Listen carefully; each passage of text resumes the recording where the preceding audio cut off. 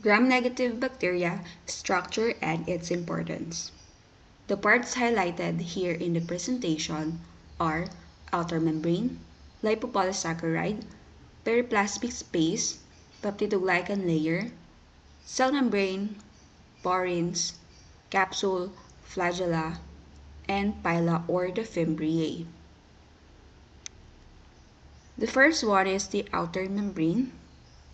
So here in the picture, it has the color violet and the color blue area.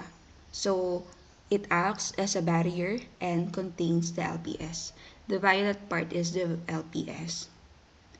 So this outer membrane composed of the lipid bilayer, which here in the blue, external to the peptidoglycan.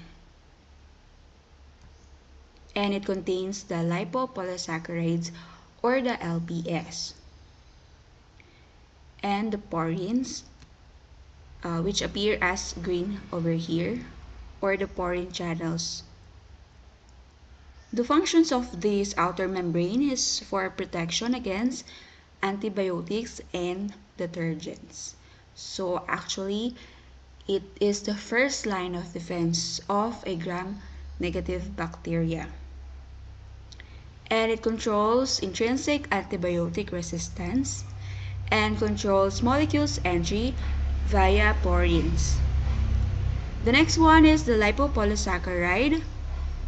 Here is the violet part, which protects against toxins and antibiotics. Its components are lipid A, which is a very toxic part, the core polysaccharide, and the O antigen.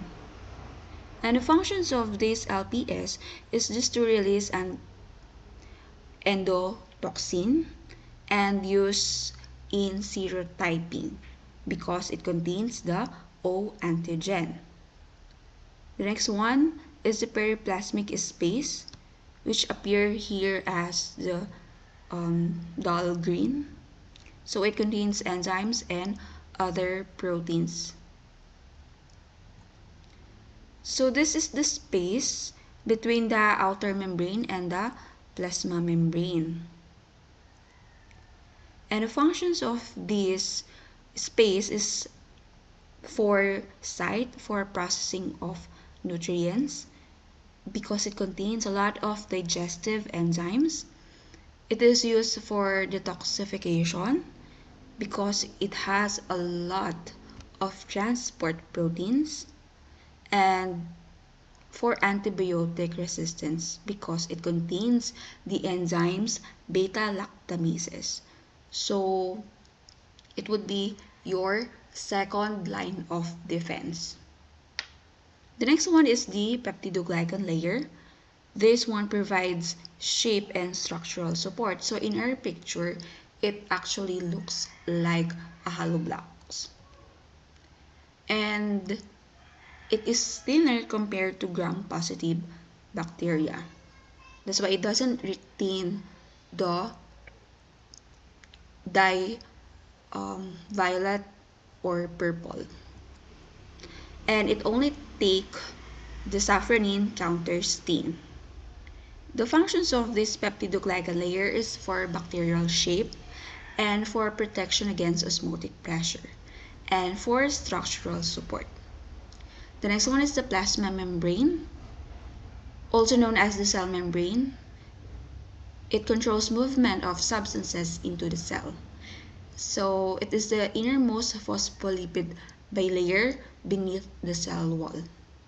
And it controls nutrients and waste, and also provides cell energy. The functions of plasma membrane: first, to control the entry and exit of the substances, and it is a site of cellular respiration and site of ATP production, and also contains enzymes for transport and metabolism. The next part is porins or the porin channel. It allows small molecules to pass through, and these protein channels are found in the outer membrane. So it can modify its structure to become resistant to antibiotics.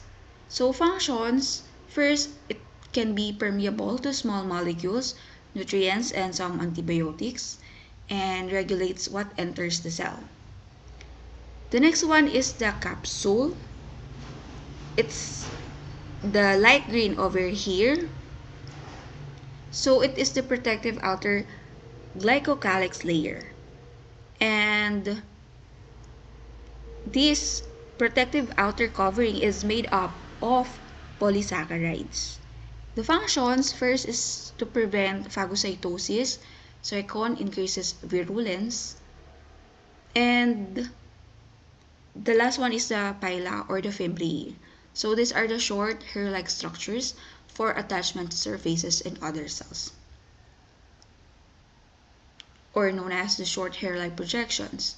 So the functions, first is for bacterial attachment to host tissues and for bacterial colonization and infection.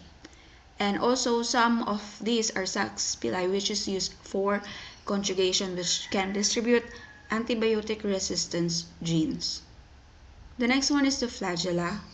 It is a long whip-like structures for motility.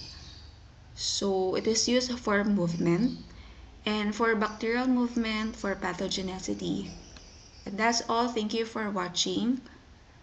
If you like this video, please subscribe on our channel. And here are social media accounts. Thank you.